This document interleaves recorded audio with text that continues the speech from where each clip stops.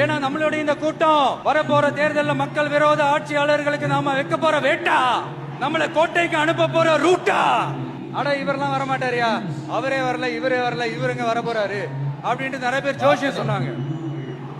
அப்புறம் நம்ம கட்சியினுடைய பேர் அறிவிச்சதுக்கு அப்புறம் பேரு தானே அறிவிச்சிருக்கிறாரு, மக்கள் கிட்ட பேரு வாங்கணும்ல, அதெல்லாம் முடியாதுன்னாங்க. மாநாடுலாம் எவ்வளவு பெரிய விஷயம், அதெல்லாம் இவர் ஒத்தால எப்படி பண்ண முடியும்? சும்மா பக்கத்துல புஷியானதை வச்சுக்கிட்டு மாநாடுல எப்படி நடத்தி காட்ட முடியும்? அதெல்லாம் அவங்களால முடியாது. அப்புறம் மழை பெஞ்சு எல்லாத்தையும் கெடுத்துரும். ஏன் என் கூட இருக்கிறவங்களே கூட தான் சொன்னாங்க. அதுக்கப்புறம் என்ன நடந்துச்சுன்னு உங்க எல்லாருக்குமே தெரியும். இப்ப புதுசா ஒண்ணு சொல்ல ஆரம்பிச்சிருக்கிறாங்க. அது என்னடானா, ஆட்சியை பிடிக்கிறதெல்லாம் அவ்வளவு ஈஸி இல்லை இல்லையா?